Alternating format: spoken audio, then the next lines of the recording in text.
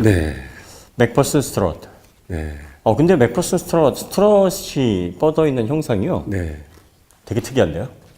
상당히 안쪽으로 많이 누웠죠. 네. 네. 다리를 쫙 벌리고 있어요. 네. 보통 저렇게 벌리고 있는데 저런 동작이 나올 수가 있나요? 그 안쪽에 하우스 보니까 알루미늄 같지는 않고요. 색깔이 약간 노릇끼리 회색이랄까? 저 마그네슘하고 알루미늄이 섞인 것 같아요. 네네네. 예, 그래서 알루미늄 마그네슘 합금인 것 같아요. AL 네. SI7MG라고 나오는데요. 예, 이게 알루미늄하고 여기요. 예, 마그네슘 합금 재질로 된 그러니까 서브프레임 앞쪽이 마그네슘하고 알루미늄 합금이에요. 네네네. 그러니까 마그네슘이 사실 가장 그 산화가 잘 되는 네. 그 칼카나마 네네. 예, 앞에 있지 않습니까? 금속으로서는 제일 산화가 잘 되지만 합금 비율하고 이제 히토류가 어떻게 섞여지냐에 따라서 강성이 굉장히 강해질 수 있거든요. 그래서 저 네. 레이스 저 슈퍼카드를 마그네슘 휠로 쓰잖아요. 그러니까요. 그게 합금 비율을 어떻게 가져가느냐에 따라서 가벼운 무게와 강성을 다 가져갈 수 있기 때문에 마그네슘이 상당히 비싼 어떤 그 재질로 사용이 됩니다. 이 아래쪽 이 부분이 네. 앞 트렁크. 예, 맞습니다. 앞 트렁크의 네. 아래쪽이거든요. 예. 그러니까 이제 엔진하고 이제 뭐 이런 그 주요 부품들이 뒤쪽에 있으니까 앞쪽으로 들어오는 사고에 좀 취약할 수 있어요. 전륜으로 들어오는 전면으로 들어오는 사고에서 크럼 풀전을 보호하기 위해서 이 밑에 부분에 강성 확보를 하기 위해 알루미늄과 마그네슘 합금 재질로 된 서브 프레임을 사용을 하는 것 같아요. 네. 상당히 이게 처음 본 구성이에요. 그러니까 앞쪽하고 뒤쪽을 서브 프레임 두 개로 나누어서 알루미늄 통합금으로 이렇게 가는 거는 봤었어도 마그네슘 합금을 사용한 거는 처음 보는 것 같아요. 그러니까요. 네.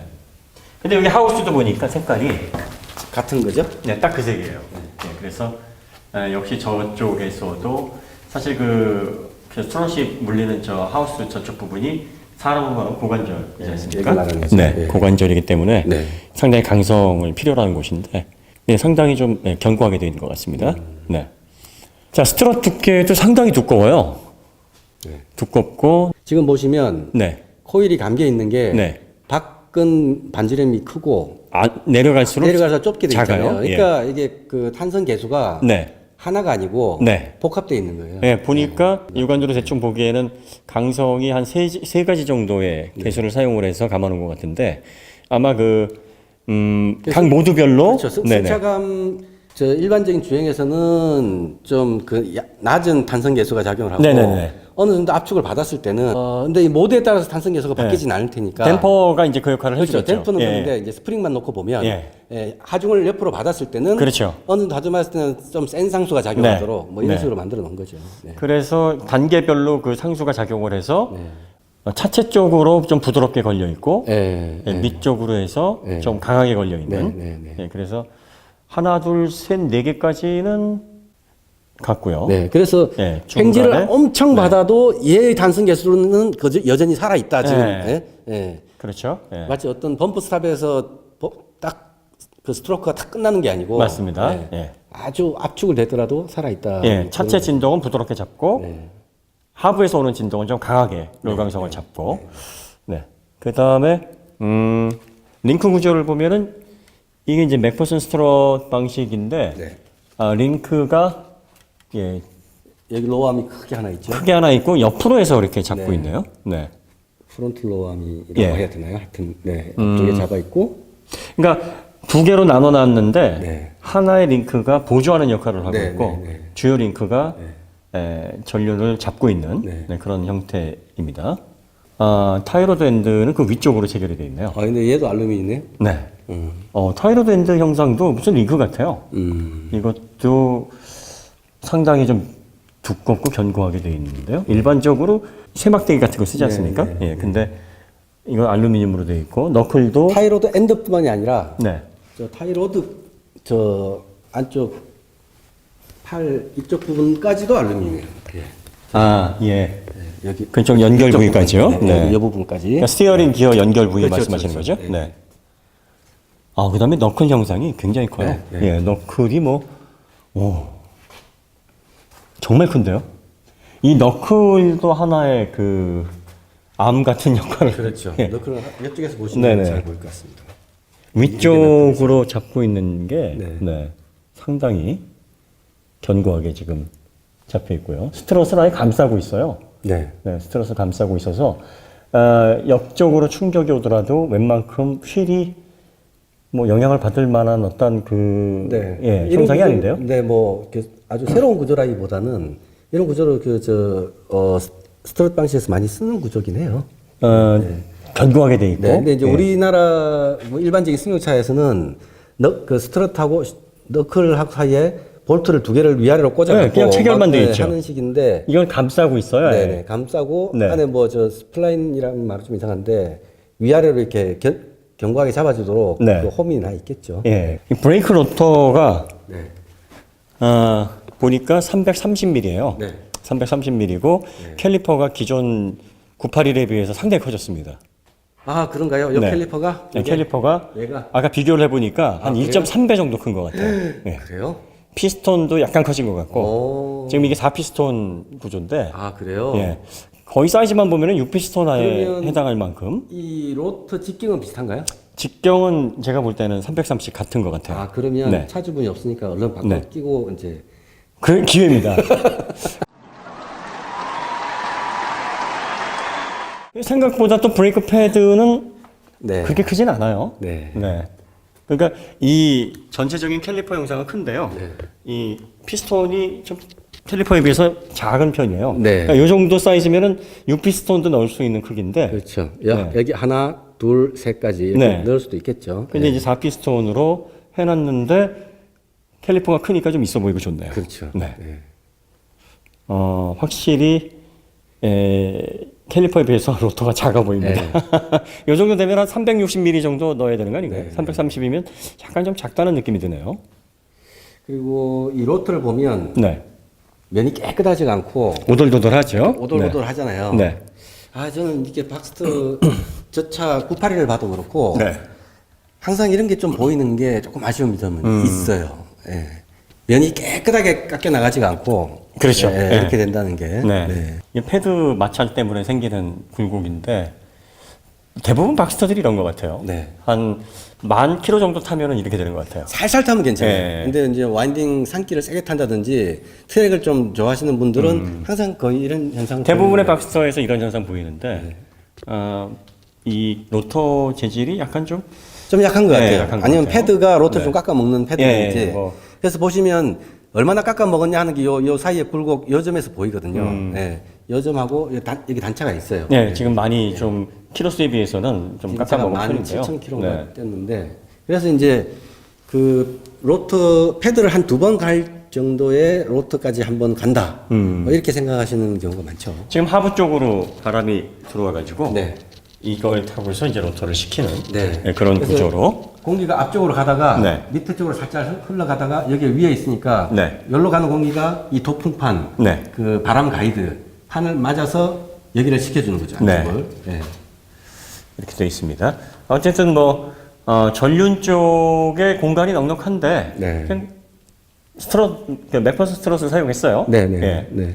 그러니까 전륜 후륜을 똑같이 이제 맥퍼스 스트럿으로 해놓고 네. 스트럿의 각도도 거의 비슷하게 그러니까 공간 활용도는 정말 잘 해놓은 거예요. 네. 이렇게 이제 해놨는데 네, 이 차에 아까 영상에도 보셨겠지만 이 정도 트렁크 공간이 나온다는 것 자체가 굉장히 아마 신기한 집간 확보를 위해서 W20번이라든지 멀티링크 대신에 이제 이렇게 맥퍼스 스트럿을 사용을 해서 공간 네. 확보를 한 것 같은데 그럼에도 불구하고 멀티링크나 W20번 장착한 스포츠카 이상으로 거동이 나온다는 거. 네. 예.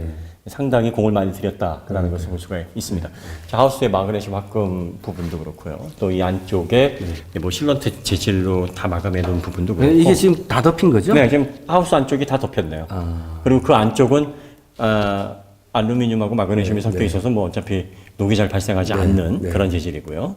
서브 프레임을 보시니까 여기는 이제 알루미늄으로 꽤 견고하게 되어 있습니다. 네. 요렇게가 서브 프레임이죠. 그렇죠.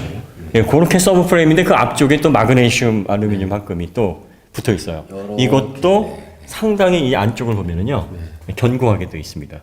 예. 거의 프레임처럼 위로 솟아. 네, 롤케이지 방식으로 해가지고 굉장히 단단하게 되어 있고요. 이게 두드려봐도 강성이 상당합니다. 그러니까 전면으로 타격을 받는 사고를 당하더라도 웬만하면은 뭐 구조물이 없다고 트렁크가 비어 있어서 뭐 운전석 쪽으로 이렇게 확 밀고 들어오거나 뭐 이런 어떤 사고의 위험은 거의 없어 보이는 것 같아요. 예. 그 다음에 이렇게 또 서브 프레임하고 하부 프레임을 또 강하게 한 이유가 기름통이 또 여기 있습니다. 예. 그래서 보호를 좀 해야죠. 그러니까요. 네. 이거 보호 못하면은 네. 앞에서 쾅 부딪혀서 여기가 밀려버리면 난리 납니다. 얘가 터져버리면 난리 나죠. 오, 예. 그렇겠네요. 진짜 그렇겠네. 예. 그래서 이런 부분에 이제 더 많이 신경 썼다는 점. 예. 강판은 이렇게 커버를 벗겨내니까 또 중앙 부분의 일부분은 또 드러나 있네요. 네. 그러다가 또 반쯤 가니까 또 덮여 있어요. 예. 우리가 사실은 여기도 부직포 비슷한 이 커버. 네. 커버로 다 덮여 있던 거죠. 이게. 네네네. 여기를 우리 예. 다 벗겨낸 건데. 네. 여기 마개까지 다 돼 있는 거 보면은 네. 안쪽에는 뭐 녹방지 그 프라이머들이 다 들어가 있겠죠, 뭐. 예. 그렇죠. 기본적으로. 네, 케미컬 작업은 다 돼 있는 것 같고요. 여기 예. 이것도 알루미늄으로 굉장히 단단하게 예, 차체 하부를 이어놨어요. 예, 두 개로 해놨는데. 이런 부분들이 네. 이 센터 채널이라 그러잖아요. 네, 센터 채널이라고 보통 그러죠. 저 후륜구동방식은 엔진이 앞에 있어서 네. 뭐 드라이브 시프트 막 지나가고. 그렇죠. 근데 얘는 오히려 반대로 이제 엔진이 뒤에 있는데 앞으로 앞쪽으로 보내야죠. 냉각수나 뭐 이런 걸 네. 막 보내고. 예. 그러니까 어차피 센터 채널이 있는데 네. 이 채널이 하중 받을 때. 네. 이 약간 벌어지고 뭐 하는 그걸 잡으려고 뒤틀릴 수 있고요. 잡으려고 네. 이렇게 막아놓는 거거든요. 사실 이게 큰 작용을 하거나 아니면 차체 뒤틀림에 아주 결정적인 역할을 하는 건 아닌데 견고하면 좋죠. 네, 지금 이것도 두 개의 알루미늄 그 프레임으로 견고하게 잘 잡고 있습니다. 그러니까 이제 뭐 눈으로 보거나 사람이 몸으로 느낄 수 있는 건 전혀 아닐 테지만 네. 해석상 뭐 0. 몇 미리가 틀어진다 어떤 네. 이상 하중을 받으면 그렇죠. 그래서 그런 걸 잡으려고 이제 해놓는 거죠. 네.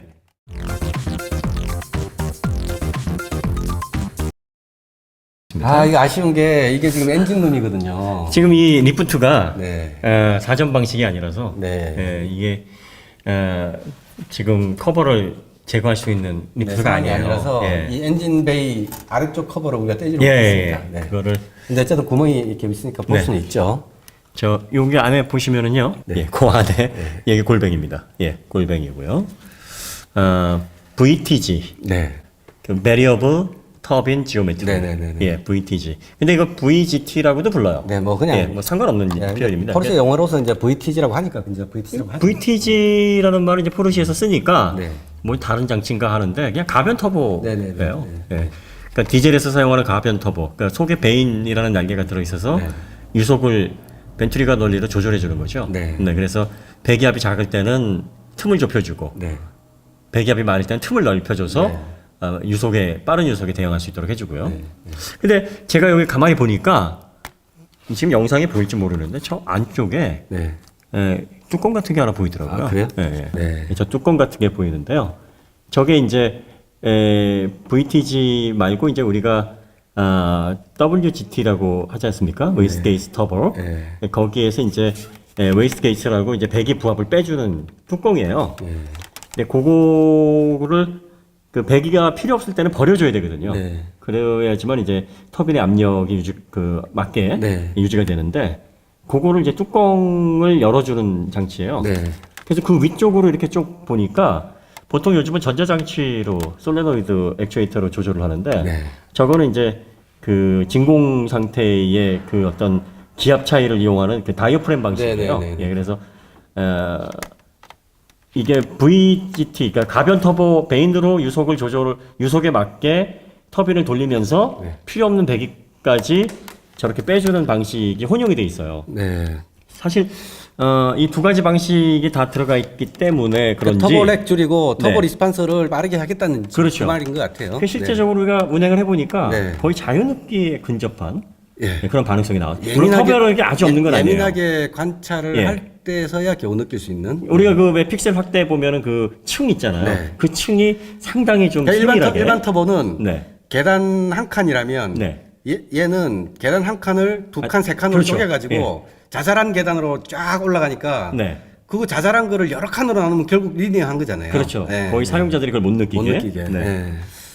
그 사람들이 VTG가 왜 특별하냐 이렇게 얘기를 하는데 가솔린에서 VTG 쓰는 데는 많지 않죠. 잘 없죠. 네. 네. VGT는 포르쉐 911 터보하고 네. 닛산의 GTR. 네. 그 정도 갔어요. 네, 네, 네. 예. 왜냐면은 이 가솔린 배기로 들어오는 그 터빈의 압력이 온도가 굉장히 높거든요. 네. 뭐 1000도가 넘는다 그래요. 뭐 그래서 특별한 소재를 써야 된다면서요? 예, 그 내열 금속으로는 그게 안 된대요. 네. 그래서 1000도 이상을 견디는 재료를 써야 되기 때문에 베인을 네. 가격이 비싸답니다. 그리고 엔진이 여기 지금 여기 시커먼 이쪽 부분이 요 위쪽이 엔진입니다. 위쪽이 엔진이고 박스 엔진이라는 게 엔진이 이쪽으로 2기통, 이쪽으로 2기통이 누워 있어요. 네. 예, 그래서 서로 치고받고 하는 식으로 수평대항? 네, 수평대항 엔진이고 그러면 배기가 여기서 나오고 여기서 나올 거잖아요. 네. 여기서 나온 배기가 이렇게 해서 터보 차저로 가고 네. 여기서 나온 배기가 이렇게 해서 터보 차저로 이렇게 옵니다. 네. 예, 그래서 터빈을 돌려주고 그다음에 이쪽에 보시면 촉매 장치가 있고요. 네, 캐탈리스트 여기 있고요. 캐탈리스트 네. 있고 이걸 통해서 이 바깥쪽으로 와서 얘가 이제 계속 얘가 배기거든요. 네네. 네, 배기 라인을 쭉 따라가면 이렇게 바깥쪽으로 가서 네, 이렇게 해서 저 위쪽으로 해서 이렇게 해서 엔더 머플러 쪽으로 가서 이제 바깥으로 나가는 거죠. 네. 그렇습니다. 여기 가변. 와, 근데 이 좁은 공간에 참 정말 우와. 네. 아, 그리고 여기 트랜스퍼 케이스 또 여기 들어가 있습니다. 네, 그리고 그 좁은 공간에. 그리고 이제 여기 앞에 좀 보시면 네. 엔진의 그 오일팬이라고 네. 그걸 이제 그 정비 공장에 이렇게 자기 차를 정비할 때 보신 분들은 네. 이 지금 오일팬이 여기서부터 예. 여기서부터 여기까지거든요. 네. 얼마나 얇아요. 아, 이게 예, 마치 네. 드라이 썸프처럼 굉장히 얇거든요. 예. 근데 왜 어떻게 이렇게 얇을 수 있냐면은 박스 엔진이기 때문에 그래요. 네, 맞아요. 예, 이제 일반 그 수직으로 서 있는 엔진 같은 경우는 크랭크 쪽이 이렇게 돌아야 되잖아요. 네네네. 근데 박스 엔진은 옆으로 눕혀 있으니까 네. 거기서 요만큼만 돌면 되거든요. 네. 그래서 이게 이렇게 얇게 만들 수가 이 재밌는 거는 이 오일팬이 하나인데 네.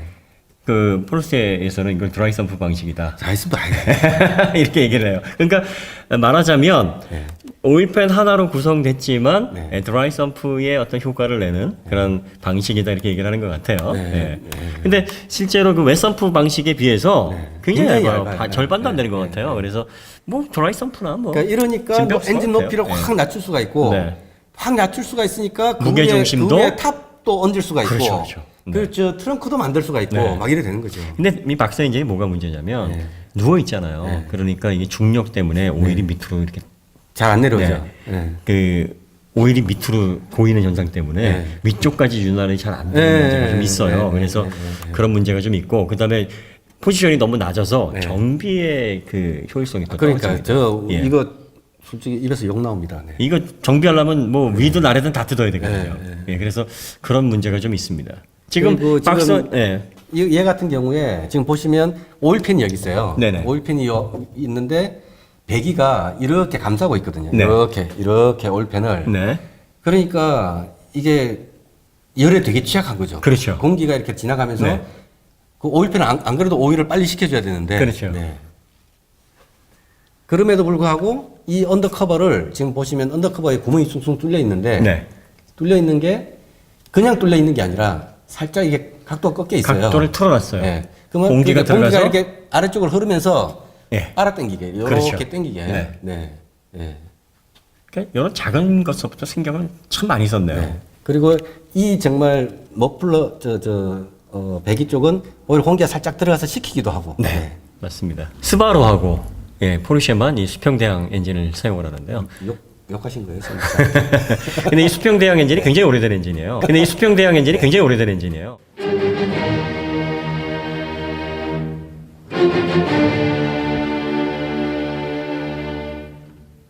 다임러라고 왜 그 벤츠하고 같이 차를 최초로 1886년도에 차를 만든 그 고트립 다임러 있지 않습니까? 네. 그 고트립 다임러하고 그다음에 마이바흐, 네. 비렐름 마이바흐 네. 두 사람이 그 최초의 사행정 엔진을 만든 오토 박사 밑에서 일을 하던 수석 엔지니어들이었어요. 근데 그 수석 엔지니어 생활을 하면서 사행정 엔진을 처음 상품화했던 게 수평대항 엔진이었어요. 그때는 수평대항 엔진이 아니라 일기통으로 이렇게 그러니까 네네. 누워있는 가로 엔진이었기 때문에 수평대항은 아니었죠. 네. 예, 그래서 이런 그 수평대항 엔진의 원형이 사행정 엔진이 개발되던 그 초기부터 네. 사실은 생겨나기 시작했던 거고 자동차에 처음 이게 탑재가 된 게 1905년에 그 도자도라는 모델의 수평대항 엔진 2기통 엔진이 들어갔다 그래요. 역사는 굉장히 오래됐습니다. 하지만 제조 단가가 오래 많이 들고 네. 또 정비가 좀 까다롭고 네, 네. 또 뭐 여러 가지 이제 그 제작 과정도 복잡하고 해서 지금 스바루하고 포르쉐만 이 수평대항 엔진을 사용을 하고 있죠.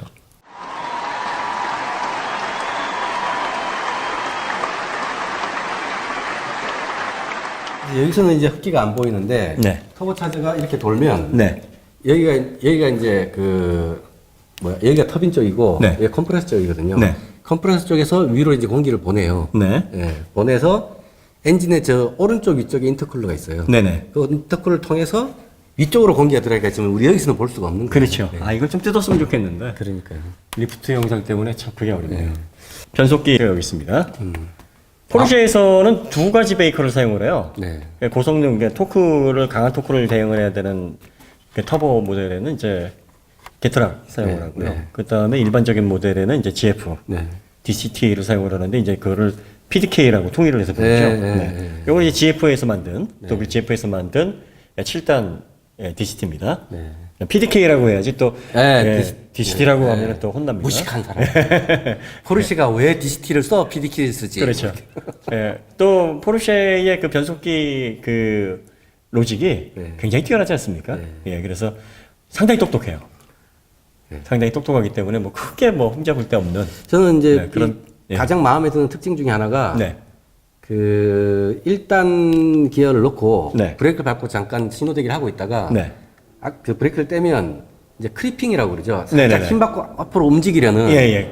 예, 그것까지 만들어준다는 거. 예, 요즘 예. 그 이거 참 DCT가 똑똑해졌어요. 네, 원래 네. DCT 같은 경우 수동 변속기의 클러치를 두 개를 겹쳐놓은 구조 아닙니까? 네, 네, 그러니까 네. 수동 변속기 두 개로 짜게 놓은 건데 예, 그것까지 자동 변속기 감성을 재현을 네, 해놓고 있어요. 예. 사실 그거를 제일 먼저 해놓은 데가 이제 또 보고너 네. 그 DSG 예, 골프에서 그걸 좀 먼저 했는데 요즘은 뭐 GF에서도 또 게트락 변속기도 다 그 감성을 또 살려놓는 것 같아요. 드라이브 샤프트 상당히 두껍네요. 네, 네. 여기요. 네. 네. 뭐 좌우가 똑같은 건가요? 네, 네, 비슷한 어차피 거죠. 뭐 네. 그 중앙에 엔진이 네, 그렇죠. 마운트 되기 때문에 그렇죠. 예, 좌우 드라이브 샤프트의 두께는 네, 동일합니다. 드라이브 샤프트 여기 있고요. 스테빌라이저가 거의 끝에 네. 예, 스트롯에 체결이 되어 있고요. 네. 두껍습니다. 이렇게 되면은 강성이 굉장히 강하게 작용을 하는 거죠. 마운트 큼직하네요. 네. 이게 가변 마운트. 가변이죠. 저 예. 안에 좀 액추에이터가 있잖아요. 네네네. 네, 신호등이 예. 와서 유압식으로 네, 조절이 되는 네, 가변 마운트입니다. 네. 그 다음에 그 멤버. 다 가변이네요. 예. 그 서브프레임, 후륜 서브프레임도 굉장히 견고합니다. 네. 여기서부터 시작을 해가지고요. 네. 이쪽 쭉 와서 여기까지 체결이 돼서 밑으로 감싸서 여기까지 이제 체결이 되어 있습니다. 이것도 거의 통짜로 만들어 놓은, 예, 주물로 통짜로 만들어 놓은 형상이죠. 무게도 굉장히 나갈 것 같고요. 예, 두께감도 상당합니다. 알루미늄 합금으로 제작이 되어 있고요. 자, 그 다음에 서스펜션 구조를 한번 볼까요? 예, 서스펜션, 후륜 서스펜션을 보시면은요. 똑같은 스트럿이에요. 네, 맥퍼슨 스트럿입니다. 이게 왜 고급차인데 후륜에다 맥퍼슨 스트럿을 했느냐? 여기 이렇게 전체적인 그림을 보시면 딱 나옵니다. 엔진 들어가야 되잖아요. 네, 엔진 들어가야죠, 변속기 들어가야죠, 뭐 드라이브 샤프트 들어가야죠. 정신이 없습니다. 네. 그러니까 스트럿 외에는 방법이 없어요. 이쪽 위쪽으로 링크를 걸 수 있는 공간 자체가 없습니다. 그리고 스트럿 자체도 공간 확보를 위해서 이렇게 누워놨어요. 예. 뭐 만들려면 억지로 만들 수 있겠죠. 네. 그거야 뭐. 스트럿 두께도 상당히 두껍고요. 너클도 뭐 발목이 정말 단단합니다. 너클 형상도 그렇고요. 링크 체결이 굉장히 특이하게 돼 있어요. 그러니까 두 개의 하부 링크가 네. 한쪽은 이제 로우암처럼 잡고 있고요. 네. 이쪽으로 멀찌감치해서 네. 예, 하나의 링크가 또 체결이 되어 있는데요. 네. 이게 보시면 여기도 이제 얼라이먼트 조절하는 네네. 그 볼트가 있고 네. 여기 위에도 보면 여기도 지금 보시면 여기에 보세요. 찍어 보시면 네. 여기도 지금 얼라이먼트 조절할 수 있거든요. 네, 여기도 그러니까 있습니다. 여기서는 이제 캠버를 조정하고 네. 이거는 지금 토인을 조정할 수 있도록 되어 있거든요. 네. 근데 보통 스트러시 이제 토인만 조정할 수 있도록 해놓고 캠버는 조정 못하는 경우가 많아요. 네. 근데 얘는 이제 좀 자유스럽게 조정할 수 있도록 해놨네요. 네. 그런 점이 이제 운전자가 원하는 세팅값에 따라서도 바꿀 수가 있도록. 보통 그 멀티링크 방식으로 로우암을 나눠 놓더라도 네. 뭐 약간 위상차를 놓고서 바로 앞에다가 옆에다가 붙여 놓는다든가 네. 아니면은 위상차 없이 두 개로 나눠서 네. 피봇으로 구성을 하는데 얘는 전혀 다른 위치에 네. 지금 있단 말이에요. 네. 그래서 이런 부분들이 이제 멀티링크를 사용하지 못하고 맥퍼스트에서 사용했을 때 스포츠카다운 거동을 내기 위한 그런 몸부림이라고 네. 봐야 되겠죠. 포르쉐만의 특별한 이제 지오메트리라고 볼 수 있는데, 예, 상당히 독특한 그런 구조를 보여주고 있습니다. 네, 캘리퍼가 좀 작네요. 예. 그래서 아까 우리가 이제 대충 300mm라고 해서 잘 재보니까 300mm였잖아요. 네. 그래서 혹시나 아까 이제 쉬는 시간에 잠깐 찾아보니까 299mm래요. 아, 그래요? 네, 1mm 틀렸습니다. 앞에는 330mm 맞았는데 299mm라 그러네요. 왜 299라고 했을까요? 야, 가루가 좀 묻으면 300 돼요. 아, 그런가요? 네, 가쪽에. 후륜도 4피스톤 방식입니다. 지금 요쪽 양쪽으로 피스톤 4개가 잡고 있는데요. 피스톤이 작게 4개로 구성이 되어 있어요. 예, 알차게 구성이 되어 있긴 한데 디스크 직경을 조금 키우고 예, 근데 전반적으로 이 정도 무게로는 이 디스크 크기로 해도 충분하다 뭐 이런 이야기 같아요. 포르쉐가 뭐 브레이크가 확 밀린다 이런 이야기는 못 들어봤으니까. 포르쉐가 아니라 이제 카이멘 박스터들이 예. 여기도 약간 좀 그런가요? 완전히 고르지는 않네요. 아, 예, 그러네요. 네, 완전히 고르지는 않아요. 요건 좀 개선됐으면 좋겠어요. 그러니까 뭐 사이즈도 살짝 좀 커지면 좋겠는데 요 면이 고르지 않게 마모가 되는 요 문제점들은 좀 그래서 개선이 뭐 됐으면 좋겠습니다. 저 마모가 안 돼서 네. 면은 깨끗한데 열을 받아서 울렁울렁 해갖고 브레이크 밟을 때 드드드득 생기는 차가 있잖아요. 네네. 네. 그럴 바에는 마모가 돼서 깎여져 나가라 네. 너희는 네. 예, 이렇게 만든 느낌이 들어요. 뭐 그럴 수 있죠. 스트롯 위쪽에 저 스프링을 한번 볼까요? 스프링이 3번 감겨져 있나요? 네. 굉장히 단단한 구성이네요. 네. 저렇게 되면은 이제 롤 강성이 되게 강하게 체결되어 있다라는 거를 이제 눈으로도 확인할 수 있는 건데요. 네, 지름도 서로 다르죠. 예, 예. 위에 게 약간 작고 예, 그러니까 밑에 게 단순한 하나의 저 스프링 상수는 아닌 거죠. 예, 2개의 상수로 조절을 하는 것 같아요. 뭐 정확한 거는 뭐 그 상수 그 설계 상수를 네, 봐야 되겠지만 네, 네. 예, 눈으로 보기엔 그렇습니다. 강성만 놓고 보면 네. 강하게 놓고 네. 여기를 이런 부직포 같은 걸로 네. 덮을 씌울 수도 있는데 그렇죠, 그렇죠. 그러려면 그거보다는 알루미늄 커버로 통판으로 하는 게 방열에도 좋잖아요. 그렇죠. 예? 더 빨리 씻고 예, 예. 그래서 지금 만들어 놓은 거예요. 먼지도 가리고. 예. 예. 그다음에 그 위쪽으로 스트럿을 또 알루미늄 합금으로 네. 강하게 V자 형태로 또 체결을 해놨습니다. 전반적으로 차가 참 견고하네요. 네. 근데 이제 거슬리는 장면도 있어요. 여기 보시면 머플러가 네, 네. 여기 그냥 이거 이쪽, 17,000. 이쪽. 이거 좀 얘가 지금 17,000km. 예, 의외인데요. 예. 연료에 구워졌다고 보기에는 그러니까. 표면이 쉐신데요. 예. 그러니까 가루가 지금 막 붙어 있죠. 네. 예. 이 표면에 물론 이게 이 녹 자체가 하나의 피복 작용을 해가지고 뭐 표면을 보호한다 이렇게 주장도 합니다만 녹 안 나고도 뭐 그렇게 보호할 수 있지 않습니까? 꼭 녹이 나야 좋은 건 아니잖아요. 그러니까 이런 것들은 재질 개선을 좀 해야 될 것 같아요. 보기에도 안 좋고 녹이 금속에 좋은 역할을 하지는 않습니다. 지금 여기도 녹이 심해요. 볼트가 녹이 아주 심합니다. 보시면은 그러니까. 이런 거는 진짜 그다음에 여기 연결해주는 요 이음새, 네. 요런 그 고정장치, 고정띠라 그래야 되나? 네, 이거 뭐래? 밴드. 요런 것들도 지금 녹이 막 슬어 있어요. 그러니까 요런 것들은 띄면 바스러집니다. 이건 진짜 개선돼야 되겠네요. 전반적으로 알루미늄을 상당히 많이 썼고요. 그다음에 알루미늄 마그네슘 합금이라는 독특한 소재도 좀 사용을 했고요. 네. 이쪽 안쪽에 하우스도 보니까요. 뭐 엄청 떡칠을 해놨네요. 실런트로 완전히 그러니까 가운데 일부분만 빼고는 거의 다 처리가 되어 있는 것 같아요. 이 부분은 이제 직접적으로 타이어 똥이라든지 노면 먼지라든지 물이라든지 이런 게 막 덕지덕지 붙죠. 이제 붙는 네. 부분들이니까 굉장히 두껍게 해놨어요. 그러니까 우리나라 국산 차들은 여기 거의 다 비어 있지 않습니까? 보통 고무 커버로 다 덮어놓죠. 예. 물론 노출도 일부 돼 있고. 예, 차 가격이 얼마냐 이렇게 생각을 하시겠지만, 네. 그래도 이런 부분들은 정말 꼼꼼히 잘 돼 있어요. 그래서 이런 것들은 우리 국산차들이 좀 배워야 됩니다. 사실 이게 재료비로 따지면 이거 얼마나 하거든요. 이게 성의의 문제 아니겠습니까? 네, 전반적으로 상당히 견고하게 잘 돼 있고요. 그 다음에 이 머플러 요 재질감만 빼면 딱히 뭐, 이건 왜 이렇게 돼 있지? 머플러만 좀 안 씁니다. 예. 가격 대비 좀 이건 아니지 않나 하는 부분이 크게 눈에 띄지는 않습니다. 신소재도 아낌없이 사용이 됐고, 서브 프레임도 아주 단단하게 체결이 되어 있고요. 링크도 이 좁은 공간을 활용하기 위해서 정말 그러니까요. 연구를 많이 했다라는 게 느껴지고요. 네. 그 다음에 전륜 쪽에도 트렁크 공간하고 또 적절한 지오메트리를 만들어내기 위해서 공간 활용도 잘했고요. 그리고 이 하부를 보시면은요, 그냥 뭐 커버도 그렇고 프레임도 그렇고 센터 채널도 그렇고 너무 잘 돼 있어요. 지금 커버 2개만 빼는 건데, 그 안쪽으로 뭐 거의 드러나 있는 부분이 별로 없어요. 그러니까 강판이 드러나 있는 부분은 딱 이 부분이에요. 네. 이 부분인데, 이 부분도 커버로 덮어 놓으면은 뭐 크게 문제가 되는 부분 같지는 않은데, 이왕이면 여기 다 칠해주면 더 좋다는 소리를 들었을 텐데요. 근데 여기가 강판에 네. 뭔가 노란색으로 칠해져 있기는 해요. 프라이머 작업은 돼 있어요. 이게 그냥 강판으로 노출되어 있는 건 아닌데, 뭐가 이렇게 프라이머 작업은 돼 있습니다. 그래서 완전히 이렇게 생짜 강판은 아니에요. 근데 이 밑쪽으로는 그래서 얘들처럼 실런트가 되게 두껍게 돼 있어요. 네. 그러니까 이쪽까지 다 뿌렸으면 와 대단하지 않았을까 싶습니다.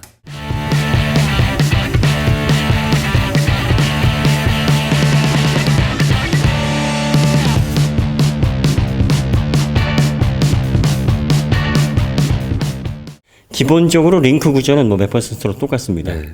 근데 후륜 스테빌라이저가 네. 이게 좀 얇아요. 아 그래요? 예, 좀 더 얇습니다. 그런 거 같네요. 스테빌라이저가 더 두꺼워졌어요. 네. 예, 718이 좀 더 강화가 되어 있고요. 디퍼런셜 케이스가 약간 좀 바뀌었네요. 디퍼런셜 케이스가 그죠? 네. 예, 형태가 좀 다릅니다. 오일팬이 그대로 드러나 있어요. 네. 예, 이것도 이제 드라이 펌프 방식 마냥 오일팬이 굉장히 얇습니다.